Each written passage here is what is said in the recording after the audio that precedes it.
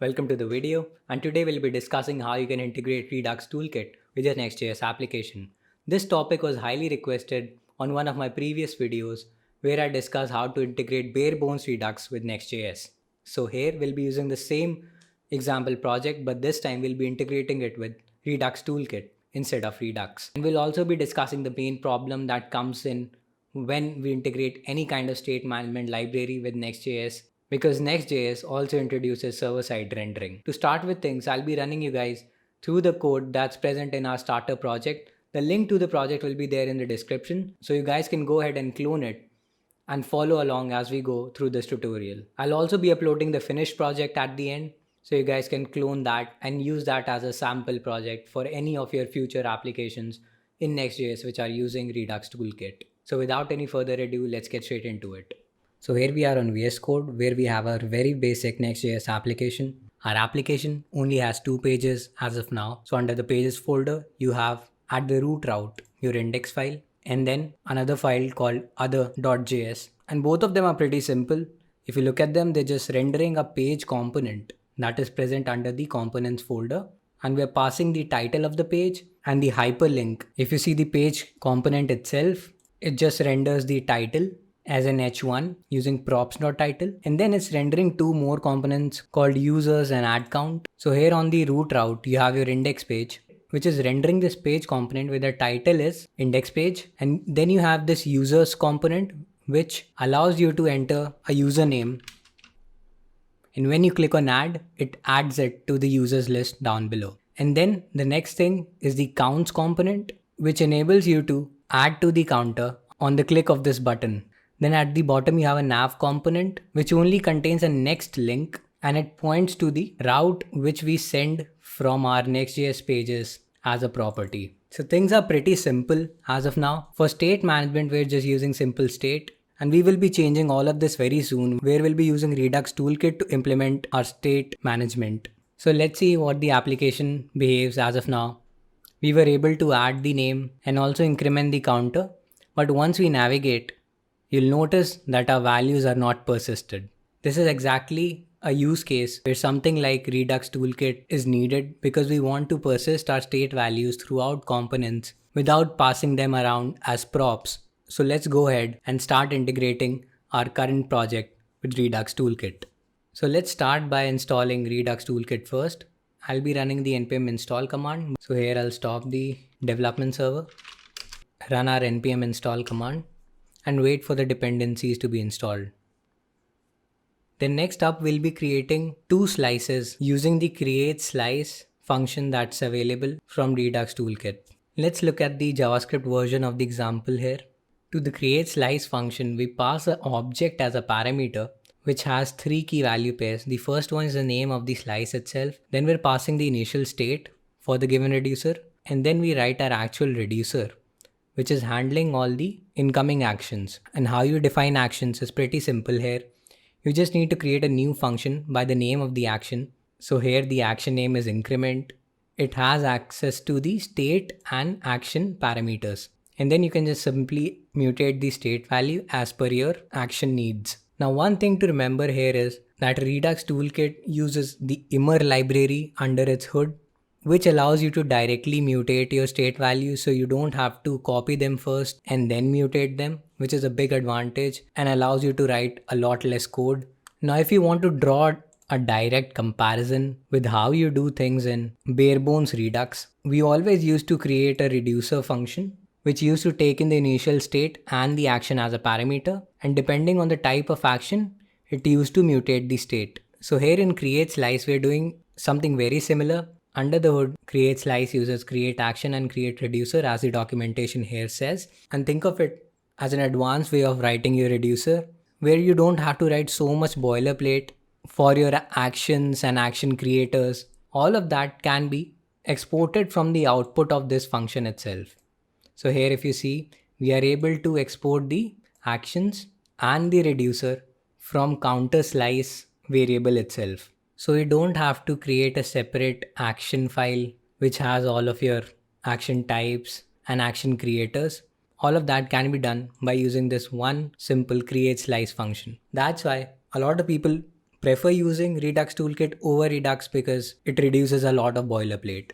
So let's go ahead and create our first counterSlice, which will be very similar to the example that's given here in the documentation. So here in VS Code, under the store directory, we'll be creating a new file called counterSlice. We'll import createSlice function from Redux Toolkit, and as we just saw, this function accepts an initial state, an object full of reducer functions, and a slice name to generate the action creators and action types that correspond to the provided reducers. So next, let's define our initial state object, which is currently only holding a single key value pair, count, and is initialized with the value 0. Then let's call the createSlice function. We'll store it in a variable called counterSlice. And we'll also be exporting this particular slice from the file. Now, as we saw in the documentation, the object that we pass to createSlice needs a name property. We'll keep the name as counter. Then we'll pass the initial state that we just created on top here. And then we need to define the reducers for this particular slice of data in our store. So we'll start writing our reducers here. For now, I just want a single increment action to be present for the given slice. And for that, I'll just create an action called increment. And the only thing the reducer needs to do is increment the state count value. So the updated state count will be state.count plus 1. And that's basically it. It's a very simple reducer. But let's also go ahead and export the actions and action creators from the current file. And for that, I'll just say export const the action increment from counterSlice.actions. So all the actions will be present under the actions key for every slice. So for example, here I'm destructuring the action increment from counterSlice.actions. In the end, let's just define a default export for this particular file, which will be the counterSlice.reducer. And this is what we'll be exporting and passing to the combine reducer function after we're done defining both of our slices. Next up, let's go ahead and quickly create a usersSlice. We'll again import createSlice from Redux Toolkit and we'll create our initial state value, which currently contains a users key initialized by an empty array. This array is supposed to store all of these names that we are adding using this new user input. So this user list that you see right here will be persisted in our users array. Then we'll call the createSlice function and store its response in a variable called usersSlice. And again, in the parameter object, we need to give the name of the slice, which is users, the initial state, and then the actual reducer function. Here I'll be creating just a single action called add user. But unlike a previous counterSlice, our add user action will have a use for the dispatched action value. So whenever an add user is dispatched, the updated state users will be an array which will contain all the previous state user values. So we'll use the spread operator to copy all the users present from our previous state. And then in the array, we'll also add the new user that will be present under action.payload. Now remember, whatever data that you pass while dispatching an action in Redux Toolkit will be present under action.payload. And we'll see how that works just in a few minutes. Next up, define our default export, which will be the usersSlice reducer, and also export the action add user from the actions object. At this point of time, we're done defining the reducers by using createSlice. Let's create our main store by adding a file that we'll call store.js under the store directory. Here we'll import combine reducers and configure store functions from Redux Toolkit. Combine reducers is used to combine two or more separate reducers into a single parent reducer. And how it works is pretty simple. So we have used the import statements here to import the reducers from the slices that we just created.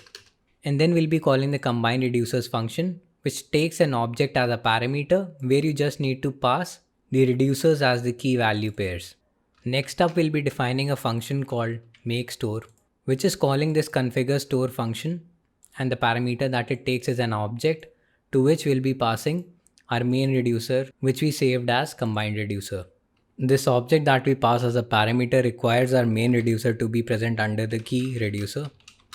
So we'll just add that key in front of it. Now before moving forward, we want to install two more packages called React Redux and next-redux-wrapper.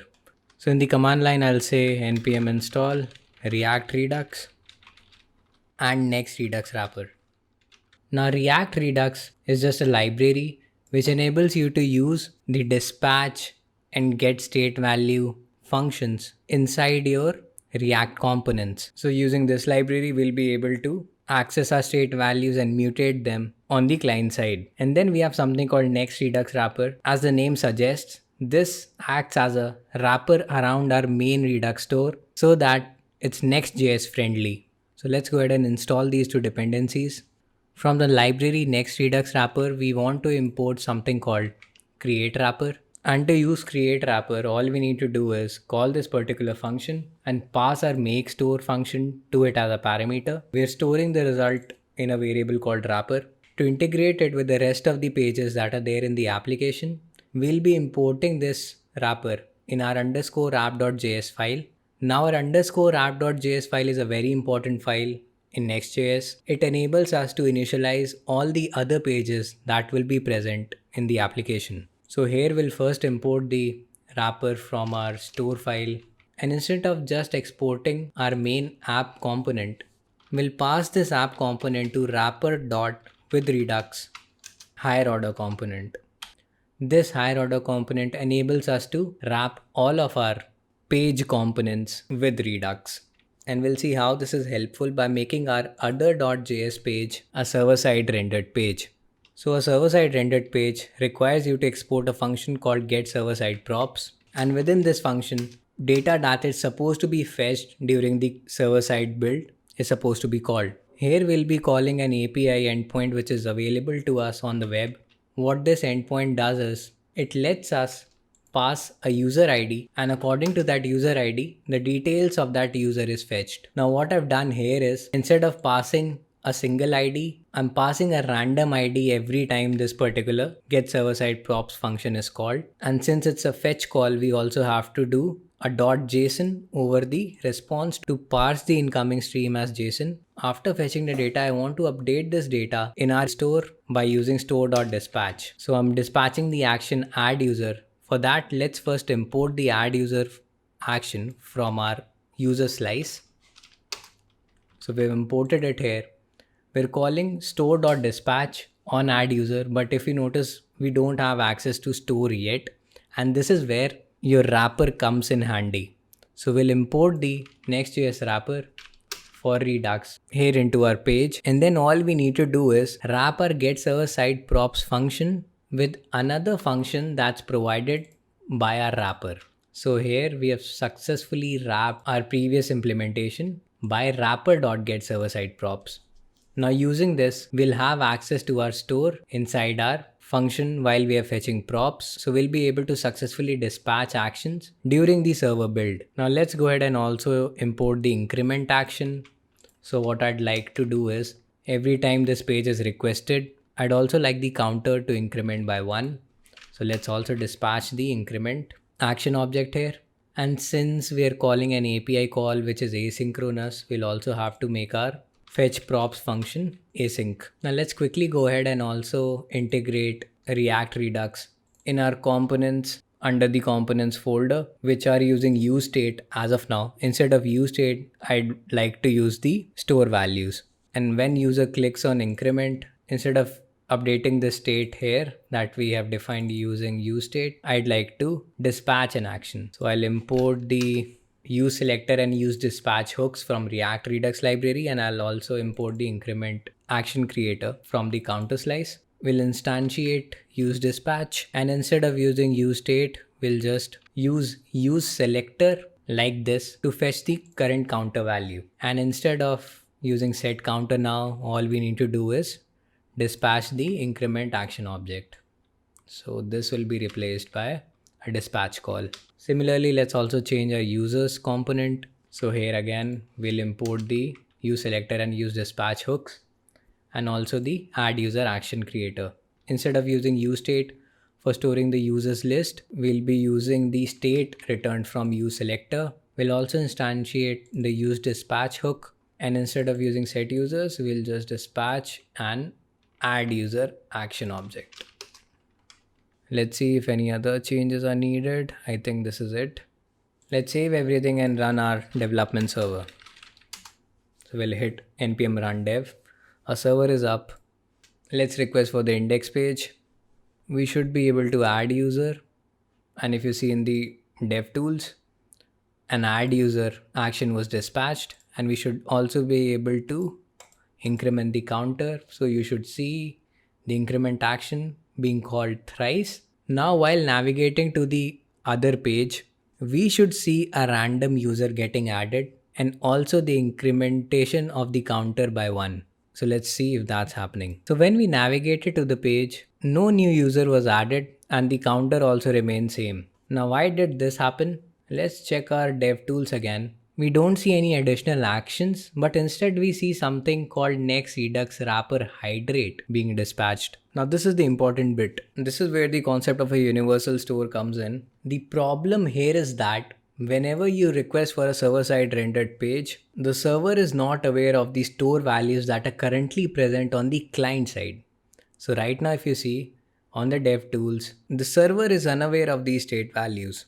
So what the server did was it created a new store, updated that new store with the fetched values. There is no bridging between the new server-side store and this current client-side store. So your data that you fetched was lost in the middle. We can prove this by just turning on the logs for our store that we created here using createWrapper. We'll pass another argument, which is an object having a key value pair called debug with the value true. We'll save this. We'll refresh the page and see what's there on the server logs. Now this time you'll notice because we turned on the debug logs, you were able to see what all is happening. So here on the first line, you're able to see the new store that was created by the getProps function, where the store has all the initial values. That's what's being reflected here. And on the second line, you're seeing the props that are fetched on the server side. So our props were actually fetched. The API call happened, a new random user was fetched, and our count was also incremented. But we were not able to see these changes on our client side. So next up, what we need to do is we need to update our client side store with this newly fetched data. And this can be achieved by taking the help of the action next-redux-wrapper HYDRATE that was dispatched here. This action is fetched whenever we request for a server-side rendered page. And in the payload of this particular action, you will get your newly fetched data. So what we need to do is create a master reducer which handles this particular action. And using that reducer, we'll be able to create a universal reducer which can take care of both our client side and server side store as a single universal store. Now I explained the theory and the concepts that go behind this in detail in my previous video where I discussed how to integrate Next.js with bare bones Redux library. In the first 5 or 6 minutes of the video, I dive in the details of how things are happening when you're dealing with server-side rendering in Next.js and how to overcome the challenge you face while using SSR with Redux. So I'll put a link to that video in the description. It will also appear as a card on the top of the screen. Do check out that video too. I think it will really help you guys. So to get moving with things, let's create a new master reducer. And the action that we need to look forward to that can be imported from the next-redux-wrapper library itself. If you hover over this, you'll see that it's just an alias for the actual action that we just saw in the DevTools. So here let's create a master reducer. This reducer will specifically handle the hydrate action object. So if the action type is hydrate, then we'll do certain operations. But let's write the else case first. If hydrate is not dispatched, all we need to do is simply return the state as it is. So in the else statement here, I'm just returning the combined reducer that we created previously on line 6 as it is. But let's focus on what needs to happen in the handling of the hydrate action. Here I'll create a new state called next_state. Now remember, the incoming state to this master reducer will have all of your previous state values. So we'll first copy all of those values by using the spread operator. But after this, we'll also have to update each of the state slices that were updated during server-side rendering separately. So if we go to our other.js page, inside a get server side props function, we're dispatching two actions which are updating the users and the count state values. So we need to handle them separately here by specifically mentioning how they should be handled. Now remember, the data that is fetched, that you can see in the logs here, is present under the action.payload. So for our counter, we can simply say that the count value inside the counter slice should be the current count value plus the value that is present inside action.payload's count value. So I'm trying to access this particular value here. To our previous count value, we're just adding on to the new count value that was updated during the server side fetch. Similarly, with the user slice, there is an array called users present inside it. What we're doing here, we're copying all the previous users and also the new users that were fetched using the spread operator. So again, the new users are present under action.payload.users.users. And once we have written the code to handle all the changes that are happening during server side data fetch, we'll just return this next state, which has all our updated state values. And instead of our combined reducer, we'll be passing the master reducer inside the configure store function. Let's save everything, go back to our application. Let's first go to the index page. Here we'll add a new user, increment the value. Now what should happen when we navigate to the other page? A new user should get added and also this value should increment to 5. So let's hit on navigate. And as you can see, so a new user was added and also a value got incremented. We have successfully integrated Redux Toolkit with Next.js while enabling SSR. We can make some changes here again to the store, navigate back to our index page and then back to our other page. Again, a new user was added and the value got incremented to 8. And again, in our dev tools, you can track the difference that was added on to our current state under the diff tab. So here you can see that the value clearly got incremented and also a new user was added. And this is happening in every such HYDRATE action. So with the help of this HYDRATE action and a master reducer which is handling that HYDRATE action, you were able to successfully persist state values across all of your pages, even though some of them might be server-side rendered. Now one thing to remember here in the master reducer is you only have to handle a case for a particular state separately only if it is getting mutated on the server side. So let's say if in our other.js file, we never dispatched an action to increment the count value. Hence in our store, we can simply remove these lines which are updating the count value. And that was the last thing that I wanted to discuss. Thanks for watching this video. And if you've come so far, please hit the like button if this video helped you in any way. And also subscribe to the channel because I post new videos every week.